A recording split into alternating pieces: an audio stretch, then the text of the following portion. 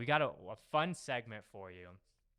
Fast facts. So I'm going to ask you quick questions and just spout out the answer to it. Just fun little things. So are you prepared for this? Most controversial part of the podcast. Here we go. Yeah, here we go. All right. Favorite ballpark snack? Hot dog. Hot dog. Yeah. Okay. Is that a snack or a meal? Maybe nachos would be more of a snack. We'll allow hot dog. All right. Yeah, we'll allow hot dog. Your go-to post-game meal? Ooh, steak. Steak from specific place. Yankee Stadium getaway day. There's nothing else like it. Okay. That's kind of again kind of like the people who know. But Yankee Stadium getaway day is the best meal in all of professional sports. So you now have the inside scoop on if you ever go and play against the Yankees, that steak. Funny little sidebar. I got when I was with the Minnesota Twins, I got called up for a game in Yankee Stadium. Didn't pitch. I was kind of backup innings, just if they needed somebody to mop up innings, I was there. I didn't pitch. After the game, they sent me right back down to AAA. So I was only in the big leagues for less than 12 hours, but I got Yankee Stadium getaway day. I think I went back for 4 plates. Yeah. They get can I get the steak to go? Yeah, exactly. I think I might have. Yeah, bringing it back for some of the guys. You just wait until you hear about the steak. No, that's funny. Favorite childhood team? The Los Angeles Dodgers. My dad was born in L.A. My grandma lived in Los Angeles, Long Beach for the longest time, and Sutton, the name of my son, is inspired by Don Sutton, one of my dad's favorite pitchers growing up. Okay, so the guys you were watching probably, let's guess. So Eric Karros, Sean Green, Adrian Beltre. Was that the era? Kevin Brown. Kershaw, when he was like debuting, was kind of like the tail end of my like Dodger fandom. Okay. Yeah, I remember Sean Green hitting 4 homers, I believe, against the Diamondbacks in one game. Mm-hmm. Yep. Yeah, man, I just remember those battles. Then you get in the Diamondback side with the Tony Womack and those guys. Oh yeah. Yeah, that was fun. Okay, favorite story in the Bible? Ooh, growing up, it had to be David and Goliath. I mean, I don't know what side of that story I'm on now, being 6'10". Maybe that's not a good one to have, being a 6'10" individual. But, I just thought it was so cool when that kind of spurred, I remember, in Sunday school and kind of the faith in the Lord and to overcome any sort of perceived insurmountable obstacle. Yeah, so the heart is the David side, but the height, you're more on the Goliath side, but we'll focus on the heart. That's what God looks at. So biggest misconception of professional athletes? Ooh, that they're machines, that they're these unflappable, unattainable sort of machines that are only kind of mythical on television. A lot of these guys are guys with families, guys with their own trials and tribulations, struggling with their own things, and as much as baseball is their passion, their love, their life, it is a job, where they go home and they have families and they have communities, and a lot of them have charities that they're really passionate about, and to kind of ask them of those things and give them a platform, I think is why I'm involved in identity sports, which I think is so cool. Yeah. All right. What is the best / funniest chirp you ever received from a fan? Indiana. When we were at Indiana, we went on a road trip to Tulane, with Tulane University in New Orleans, and they have a loud student section, and I was pitching, and I don't recall this. I was on the mound focused, but apparently it made our whole Indiana dugout start dying laughing in stitches because somebody yelled out, when the crowd got a moment of silence, somebody yelled out, "Is that 2 people?" Like, so I don't know, that all my teammates said that was a pretty funny chirp. That always stuck with me. Is that 2 people at the top of his lungs? I love the whole chirp aspect, because there's times where it gets annoying, but there's times where you just have to give it to fans. Yeah, where certainly. Okay, that was pretty good, and you laugh along with it. Uh-huh. But I love that too, that you're just such a competitor that like there's such a truth to it, just drowns out into where you actually don't hear what. So go ahead, yell all day long. You're not gonna hear anything that they're saying. Yeah. But if you weren't an MLB pitcher, what was your other dream job? Man, I don't even know. That was one way and one way only. I guess so, yeah. Okay. I mean, it was plan B was a distant plan B. The plan B was around the corner and down the street. I almost couldn't even see it. Yeah, I don't know. Good. You burned the ships. Burn the ships. That's right. There was nothing I else mean, for you. there's nothing.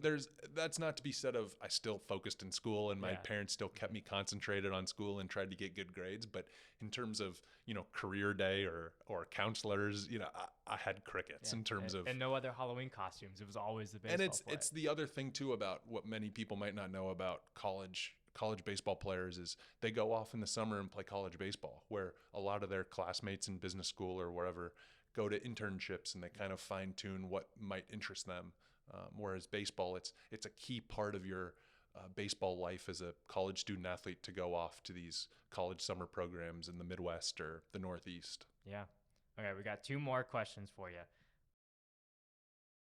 Who are your greatest sports icons? Oh, Randy Johnson, which we already mentioned, Yep. just being an Arizona Phoenix kid, and my dad's 7 feet tall, so I knew I was probably going to be tall, and just to kind of see such a dominant pitcher throwing in my backyard. It's one of my earliest memories of my dad teaching me how to find the sections of the newspaper, which I don't believe I'll teach my son that skill because that's a totally bygone. What's a newspaper? What's a newspaper? Yeah. But my dad taught me how to separate the sections to find the sports section to then find who was starting pitching. And if I found who was the starting pitcher in the newspaper, we got to go to the game.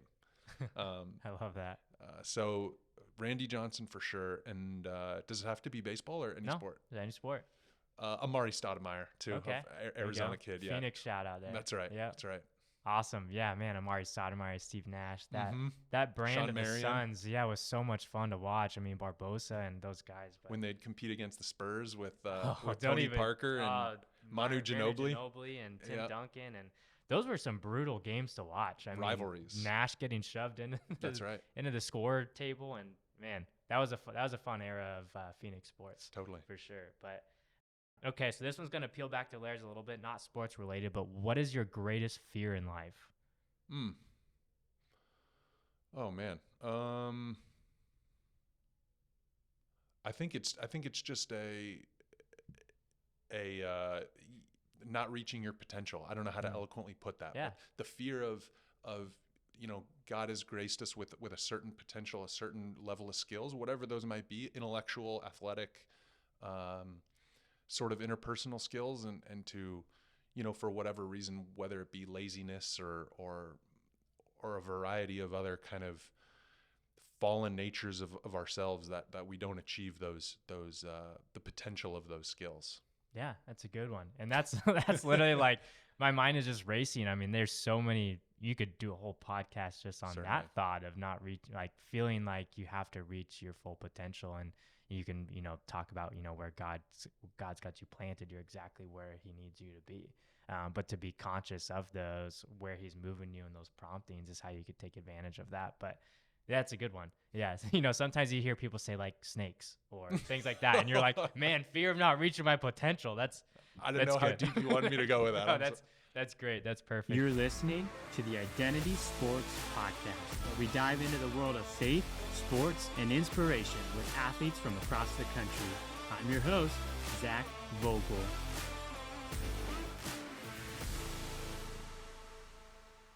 Welcome back to another episode of the Identity Sports Podcast. We're here today with none other than Aaron Slegers, former MLB pitcher, University of Indiana standout. Aaron, it's such a pleasure to have you today. Yeah, it's great to be here, Zach. And the IU alumni base would like me to call out it's Indiana University. Of Indiana course. University. Okay, the Hoosiers, whatever.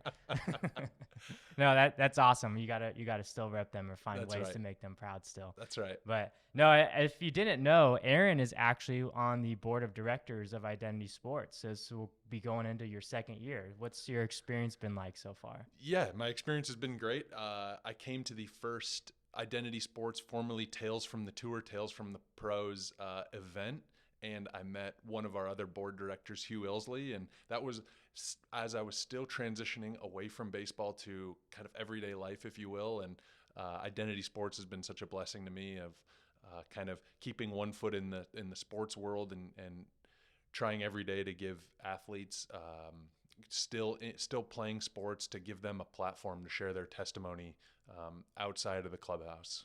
Yeah, it's a weird transition too when you go from sports into kind of an everyday life. And then so to be able to find areas where you can still connect back to, I mean, you were an athlete your whole life. So you're not, doesn't change. You're still an athlete. So to find those ways where you can now connect your new passions, connect your faith, but still kind of tie back into that professional world is a cool thing.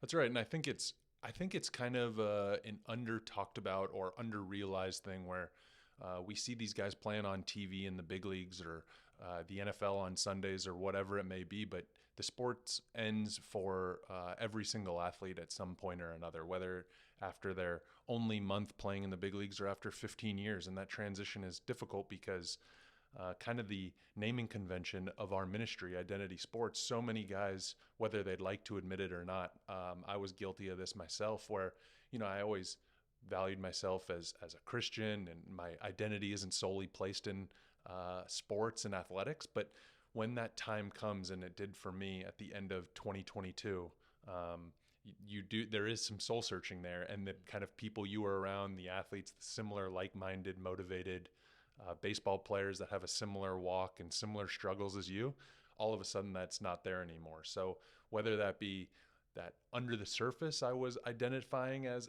a professional baseball player, or if it was just that community that kind of fell out from beneath me. And still talk to a lot of my teammates still to this day, and try to circle back with them as much as possible. But it's not the same, of course, sharing a clubhouse with them and going day to day and playing catch, going to workouts. So it's good to kind of help and pray for athletes while they're playing, as well as their transition outside of everyday professional athletics.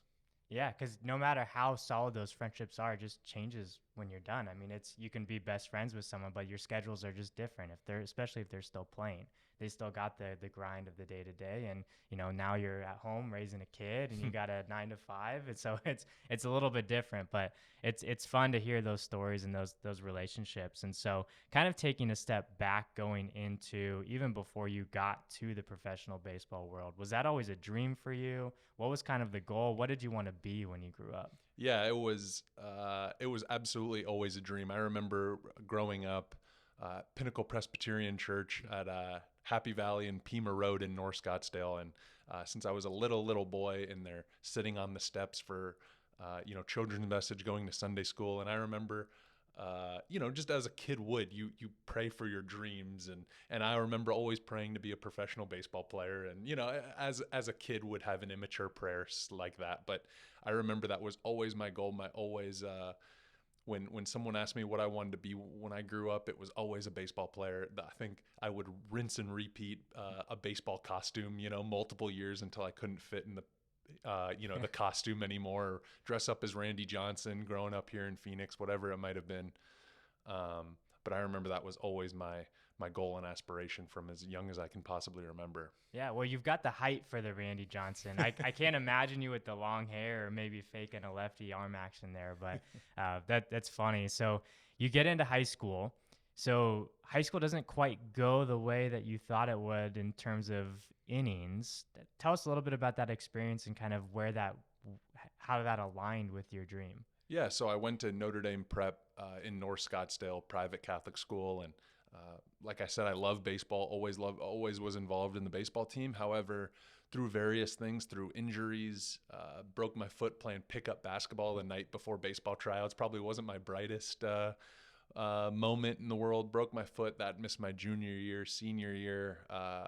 Growth spurt issues, was just really hard to stay on the field with. My arm always hurting, despite doctors saying, nothing's necessarily wrong with you. You just came off the tail end of growing 7 inches in a year, and you're trying to throw a baseball as hard as you can. It's just your body can only do so much. So because of that, I threw 2 varsity innings in high school. Didn't even letter. Don't have a letter jacket at all from Notre Dame. So yeah, it was always a struggle. I know I took that really hard. Played in the fall on, as we call them, travel teams, and tried to get as much exposure and playing time when I could, as often as I could. But as far as my high school season, my high school career, yeah, it was near non-existent.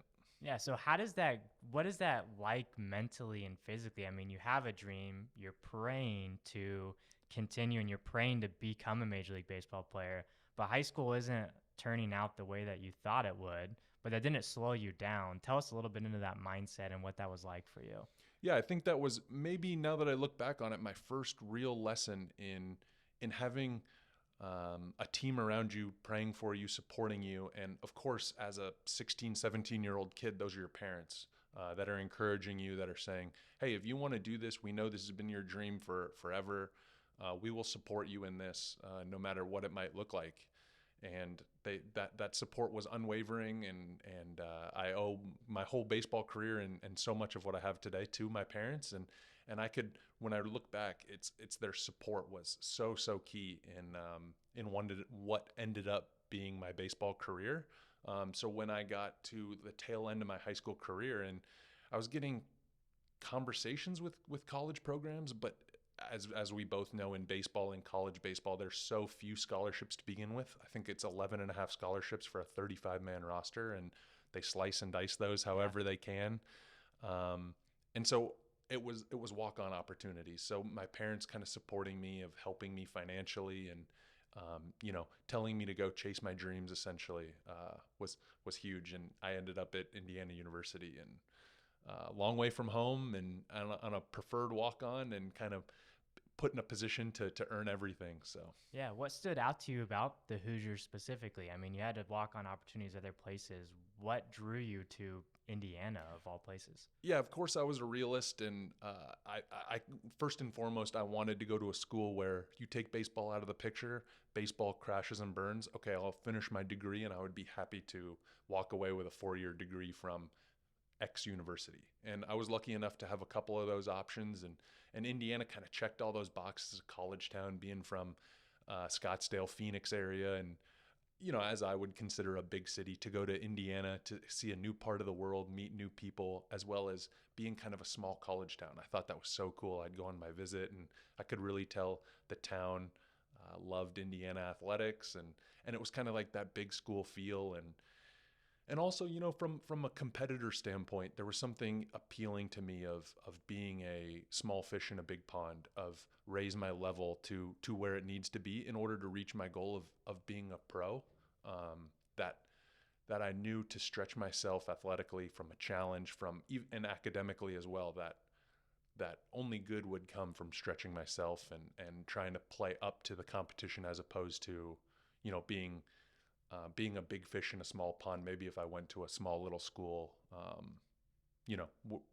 kind of other options, I guess. Yeah, that's that competitor side in you, where you didn't necessarily want to be the biggest guy. You wanted to go where maybe you could say people were already better than you. And so you had chances to say, okay, this is not being able to throw many innings in high school. That's not going to be a limitation for me. I'm going to go somewhere I can learn and grow from these guys.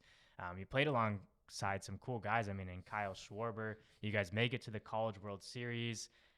How did that kind of start turning? I mean, was it just the fact that you were healthy that all of a sudden people started to see and you were able to prove your talents? What was that like for you?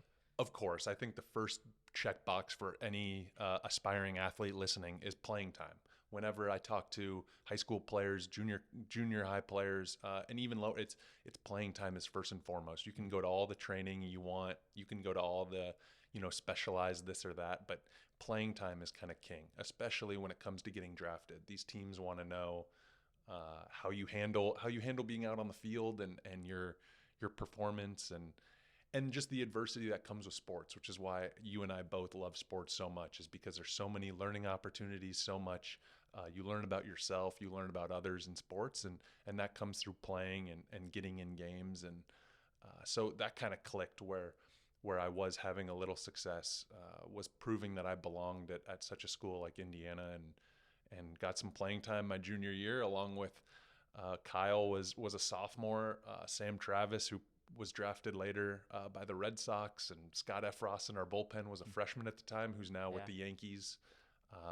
He's having a lot of success in the major leagues, and the kind of list goes on and on in terms of the talent we had on that team in hindsight. But at the time, we thought we were a scrappy, middle of the road Big Ten school until that 2013 year, when we kind of really took off.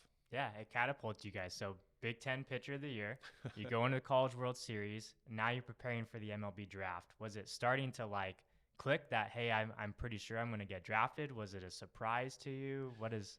Yeah, so that's a great question on the timeline. So back in 2013, they've since changed the draft to take place after the College World Series. Great transition, because in 2013 it actually took place in early June, and so the conference tournament was in the end of May, and then the draft took place right before our super regional. So it was I was focused on pitching, focused on making a run deep in the NCAA tournament, and the draft just sprung up like in the middle of a week on a practice day, and I get drafted in the 5th round, and I'm dogpiled by my teammates, and I think it's a Marriott Courtyard in Tallahassee. We were at Florida State. It was the craziest experience ever, and there was a Applebee's in the parking lot of our Applebee's of our Marriott, and so all of our teammates, we went to the Applebee's to celebrate. We all got cheeseburgers and whatever. It was the day before game 1 of the super regional in Florida State, and so it was kind of a quick little celebration, call your family, and then kind of back to work, if you will, and try to keep the main thing and play for Indiana. Yeah, I love that so much, because just this whole identity aspect, and like we've heard stories of people that like they reach the pinnacle of their sport and it doesn't fulfill them. And so you're like, okay, your whole life you wanted to be drafted, and you thought maybe that would fulfill you, or that's your identity. You're a baseball player, you want to get drafted. But then to hear that you're so caught up in something else, you're so caught up in the College World Series and your teammates, that something you've looked forward to your whole life just kind of crept up on you and happened. So it's just funny to hear those stories of that's something you dreamed your whole life, but in the end goal, it wasn't actually as big as maybe some people chalk it up to be. What comes next? Where is your identity?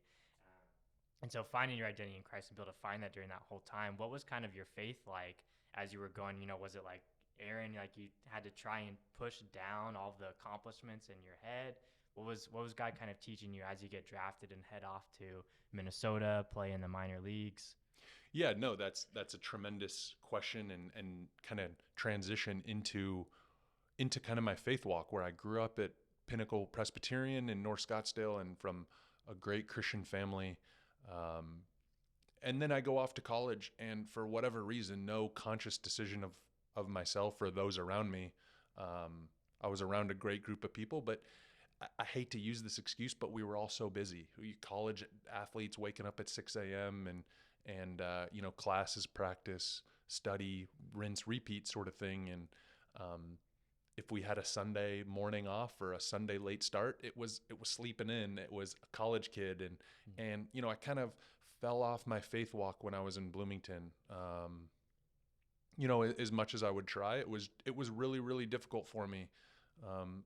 And baseball was kind of the ultimate distraction. University was the ultimate distraction. And then when you get drafted, to your point exactly, you have these grand, glamorous envisions of what professional baseball looks like, and then you show up to rookie ball in Elizabethton, Tennessee, and it is, it's Greyhound buses, it's peanut butter and jellies, and it's a lot of downtime, which I've never experienced before. It's show up at the park at 1:30, and you leave after the game at 10, and then you sleep in, and you have the whole morning and to just think and read. And I think that's where I started to really reignite my faith and kind of find myself surrounded by believers coming up through the minor leagues, and having morning Bible studies or Bible studies in between that time of batting practice and the game, which I can remember our days in Chattanooga we had a strong group of believers, and we would sit up in the bleachers before the gates would open, and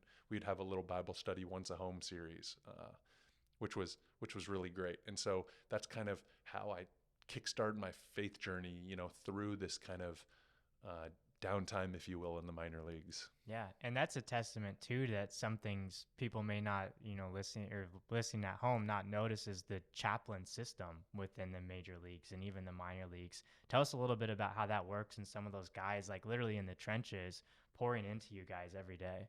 Yeah, incredible group of people, incredible ministry called Baseball Chapel, and like you mentioned, they have a chapel leader assigned to every minor league team and every major league team. So no matter where you might be, and Sunday day games, they would run chapel in the dugout, and they would go from the visitors dugout to the home dugout and they would run chapel for guys, kind of like a worship away from the church. Everybody's away from home. Nobody lives in the cities they play in. There's no kind of support group, and that's really key for guys to, it's especially as you build relationships within the clubhouse and with your teammates. It has an organic kind of invitation. Hey, Zach, why don't you join me in the dugout for chapel? We've had these kind of discussions about Christ in the bullpen, in the dog days of summer in the fourth inning, and it's 0-0. There's nothing else to talk about.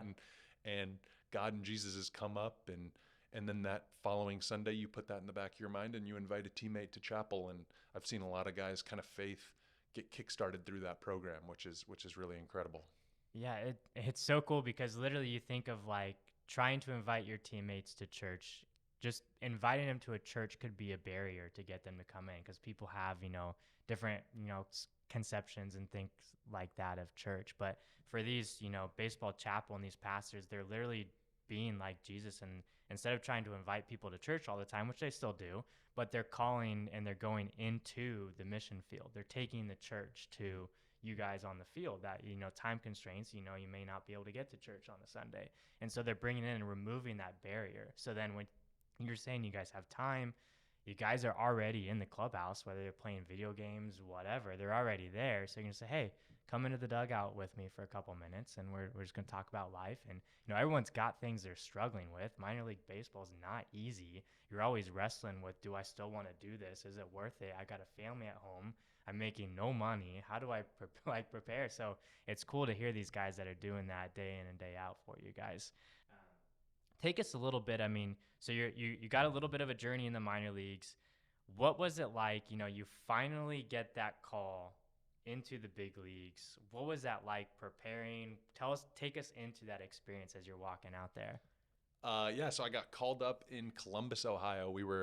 I was on the Rochester Red Wings, and we were the visiting team in Columbus. And I remember calling my parents, and the clubhouse staff, I think they were college-age kids cleaning the game cleats over the trash can, scraping off the mud and things. And I remember calling my mom, and I thought I was going to be cool, calm, collected. Hey, Mom, got called up to the big leagues, and I just broke down, started crying. And that was after a night game, and I was on the first 6 a.m. flight out of Columbus to go to Minneapolis.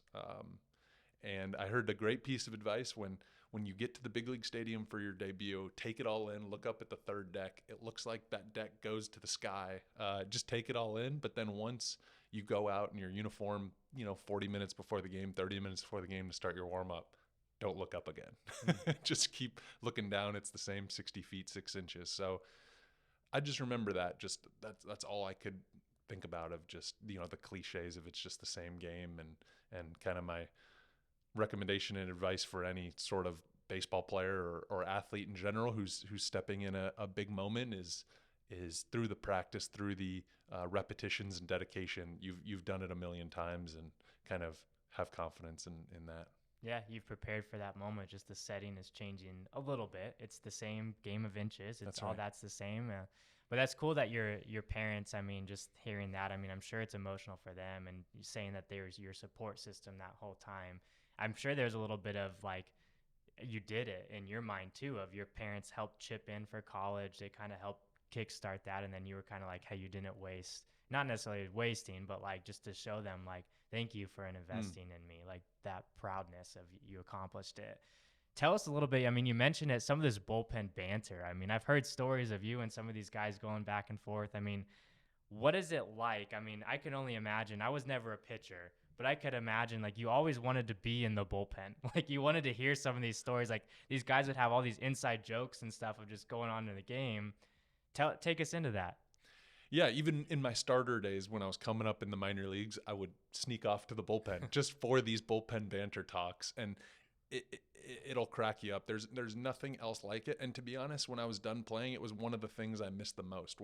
Where else can we, as men, as people, kind of get this sort of environment where we're sitting in a confined area on a bench in a bullpen with similar age people, no phones, right? Of course, there's no technology in the bullpen. Sure, we're talking about the game and stuff, but there are long stretches of where we talk about anything and everything, from guys' faith journeys to movies and pop culture and everything in between, day in, day out, 162 games a year. Yeah, it's a truly unique kind of, especially when the relievers are playing with each other for year in, year out. I have some fond memories of some relievers. Ryan Thompson here now with the Diamondbacks, Pete Fairbanks in Tampa Bay now, and just some of these guys, just hilarious bullpen banter guys. What was like the most heated argument you guys got into Ooh. in the bullpen? I'm sure there were many. I think it's just of the silliest things, right? Of just like whose favorite restaurant, right? Yeah. Like In-N-Out, Whataburger, the regional kind of burger chains, Yeah. and oh yeah, those would get heated and kind of end in stalemates, agree to disagree. So you're heated talking about In-N-Out or Whataburger, which is better. In-N-Out's better, by the way. But so you're just in that heated argument. All of a sudden, the bullpen rings, the phone rings. What's like the anxiety just shoot through the roof, and then you're like, "Is it me? Am I ready to get going?" Yeah, no, you're exactly right. It's so funny how that works. Right when the phone goes off, it's just like a switch. Everyone flips the switch. The banter is over. Guys kind of lock in, even if it's not your name getting called, out of respect for your teammates that you love and appreciate and respect. It all becomes serious. We kind of lock in, and now it's essentially time to go to work. And then once the bullpen is rolling, the bullpen's in the game, then those kind of conversations die down. That's the In-N-Out versus Whataburger conversations. That's kind of more when the starters roll in. It's the third inning. It's 0-0. But yeah, when the bullpen goes to work, then it's serious time. And now we're looking at the lineups and yeah. I've always admired bullpen guys because just like you're saying, you have so much downtime between the games. Just to be able to flip a switch like that. Then you go in the game and you may only throw 20 pitches, 15 pitches, 10 pitches, and then you take your cleats off and you're done for the day. So it's like you have this insane adrenaline rush, and then you just shut it off. What does it look like after? So you go out there, your inning's done. Do you take off your cleats, go to the locker room? Do you hang out in the dugout? Yeah, that's a great question. And to be honest, full disclosure, that was one of the hardest things for me when I transitioned to the bullpen. As a starter, you prepare for days in advance. You have you have this 6:05 game time, for example, on your calendar for days. And got your tea times mixed within a week between starts. You've got your routine for hours before the game as it leads up, your warm-up routine, this and that. And then once in the game, little kind of inside baseball, sometimes as a starter, you see all the time when you watch baseball, he may give up 2 or 3 innings in the two or three runs in the first inning, and then settle in and throw 6 innings with 2 or 3 runs, and it's a great game and kind of settle in. As a reliever, of course, that's your day's over. You give up 2 or 3 runs, and you had a bad game, and you're taking your cleats off, and that was a tough kind of adjustment for me in terms of the game. But yeah, it was also hard for me to come down off that, the adrenaline. Some guys again can flip the switch to start and flip the switch to come down. But that was something that I struggled with, to be quite honest with you. I would be lying awake, eyes wide open, thinking about my outing because that adrenaline was kind of still lingering. And you bring up the bullpen phone ringing. I went to a D-backs game with some friends a couple months ago, and I was over at the bullpen area, and I heard the bullpen phone ring, and it was like PTSD. I had that like pit in my stomach again. So, man, my cleats are in the car. I'm ready to go. That's funny. Yeah, it's just little things like that can trigger or like can bring back all those memories and stuff. That's cool. But for the bullpen thing, I mean, it makes me think of like always being ready, kind of, I forget the reference in the Bible, but always being prepared to give a testament for why you believe in what you do. Tell us a little bit, did you ever have interactions with fans or players that just caught you off the blue, but you were prepared to give a testament of why you maybe prepared for the game some way or why you were in baseball chapel? What does that kind of mean to you or look like? Yeah, exactly. I mean, I believe our audience is sports fans, why they've stumbled on our podcast, and there's just so many similarities. Kind of like flipping the switch, you could just be kind of in the workplace or at a coffee shop, and something may spur you, and to have the ability, just like in sports, through previous repetitions, through practice, through staying in the Word, those verses are kind of top of mind when something in the real world presents itself, and kind of the more I've found myself in the Word, the more I've found myself involved in the community, the more the Lord kind of puts those opportunities in front of me and makes them very apparent as kind of, okay, this is the testimony bullpen phone ringing right now, which is kind of the analogy is spot on of kind of staying ready and waiting for that phone to ring.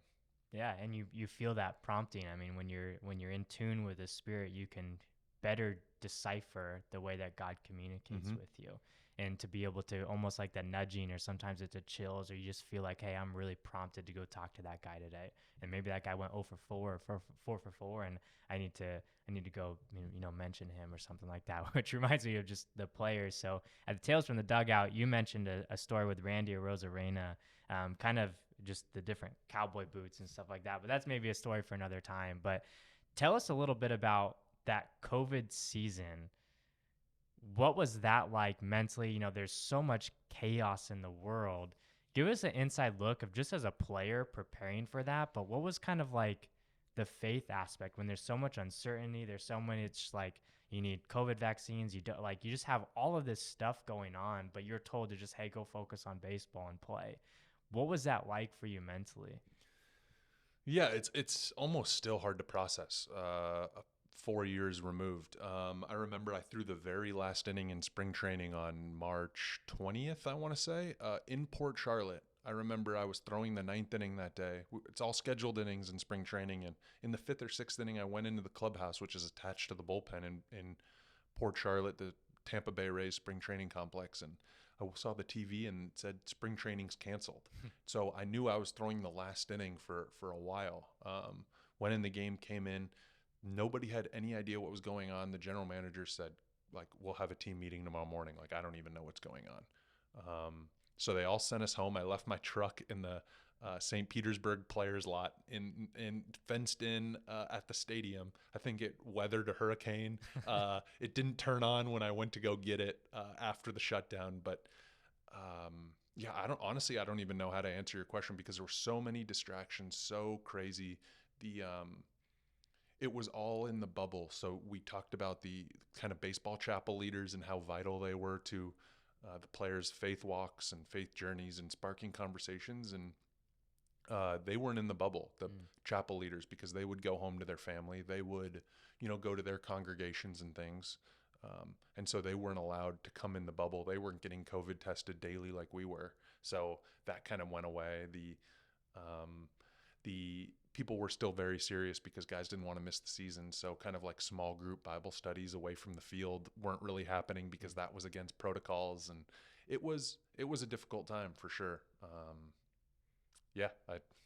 So it's a big test. I mean, you really have to own your faith and see maybe even guys, but it's even sounds like guys couldn't necessarily hold Bible studies with the teammates because there were so many regulations and things to try and stop, the spread or all the worry that was going on. But it's interesting to think. I mean, it's also funny to hear about your truck just sitting in the parking lot for all that time because you've got these guys that like this is their livelihood, like it's their job, and so they're trying to provide for their families. They're also trying to secure their spots for the coming years. I mean, not everyone is locked into a 6-year multi-million-dollar contract. Some of these guys are literally trying to make it and continue playing in their career, and so it's just a crazy time to look back on. I know it just seems like a blur. But so you kind of now starting, you're a couple years removed from the major leagues now. What does family life look like for you now? And how has that changed, whether, your walk with Christ, your day to day? What does that look like for you? Yeah. So I have a 1-year-old son now. My wife and I decided to start a family and grow our family right when I retired. So that's been a huge blessing and kind of entering fatherhood, having a 9-to-5 job now. It's been frankly an awesome transition of like being home, pouring into my family, pouring into my church community, my kind of neighbors around me, on our street, in our adjacent communities. And it's just been a real blessing to me to kind of I feel fortunate where I plugged into a community and kind of with baseball, we had the baseball chapel community, we had each other, we had the clubhouse, but to understand that that sense of community is still just as important after your playing career. I feel really fortunate to have gotten plugged in with some great people and great small group, actually, with a lot of former athletes themselves at Scottsdale Bible, which has been incredible. And now just trying to set an example of being a follower of Christ for my son, and kind of instilling that like family supportive atmosphere that I grew up in. And I was fortunate enough to kind of keep that tradition going. Yeah, I love that. And so kind of now looking back at your career, what is one piece of advice that you wish you could give yourself as you're going through high school? You're dealing with the injuries, your college. What's something that you're like, man, I wish I knew that then, but I know it now? I think as a competitor, I got so caught up in results, whether it be positive or negative, from like a tiny little micro 2-winning outing in high school to college to pro ball, and thinking that having a bad outing was the end of my career, and having a good outing, I was on the fast track to being a major league all-star. And I think the hardest thing in the world to do is just kind of focus on, and it's a true comparison to the real world, of just focusing on what you can control, which is such a cliche, but it's so important, especially when stakes are as high as they are in professional athletics, and kind of being okay with things might not have worked out. A ball, was just out of the reach of an outfielder or something, and was a base clearing double instead of the third out of the inning, and things like that. I thought if I would just give myself a little more grace, kind of seeing the example in Christ in us and giving us grace for our mistakes. I wish I would have given myself a little more grace through my playing career, but easier said than done, especially when it means so much to when you're passionate about something and you want things to be perfect. Yeah, there is so much truth in that. And I love the grace aspect of that, because that's so enough as we're going through the day to day. There's so many times where you can kick yourself for those things. But then in that hindsight, looking back, you realize how little some of those things actually were. And, especially as you're being a prospect, MLB prospect, and getting recruited, sometimes they want to see you go through that adversity because they want to see how you react to it. And it's the same thing in your Christian life where, God allows these trials and, things to happen to us because it builds character, it builds who you are now. And so every single thing you've gone through has prepared you to be the father you are today, and to raise Sutton and to lead a godly family. It's just cool to see all those things come together to prepare you, and now he's continuing to prepare you as you go along. Yeah, you're exactly right, which are why sports are so beautiful. They kind of teach us so much about life. And yeah, blessed to kind of have a life in sports and a life in my faith journey as well. Yeah, absolutely. Well, it's been such a pleasure having you here. I know we've talked about this day and to finally make it happen, and thank you for everything you do with the Identity Sports, just with the podcast and the events. I mean, you were one of the hosts of the Tales from the Dugout event. If you're in Phoenix next year during spring training, during the Cactus League play, please come take a look. Aaron will be up there, and we'll have some other MLB baseball players up there. Super fun to hear them take us into life and faith on the field, off the field. They're just like, they're normal people. I mean, they've got their own things going on, and they go through some of the same temptations and challenges that we go through. And so it's just cool to hear and find inspiration in what they're doing in our walks with Jesus. So again, thank you so much for joining us today. It's been such a pleasure. And I know you guys are going to have a blast listening to this episode, but let me go ahead and pray for you and your family as we sign off today. So, dear Heavenly Father, thank you for Aaron and his family and all you've done in his life and continue to do. I pray that you will keep them safe and healthy and bless what they've got going on, Lord, especially as Sutton won and raising them, that they will continue to lead them and raise them in the way that you want their child and their family to go. And pray for his business ventures now that he's starting off and endeavoring in, God, that you'll just put a special hand of blessing on that and help him be a light to all the new businesses and people that he comes in contact with. And thank you for his heart and everything that he does for your kingdom, God. And we pray this in your name. Amen. Amen. You're listening to the Identity Sports Podcast, where we dive into the world of faith, sports, and inspiration with athletes from across the country. I'm your host, Zach Vogel.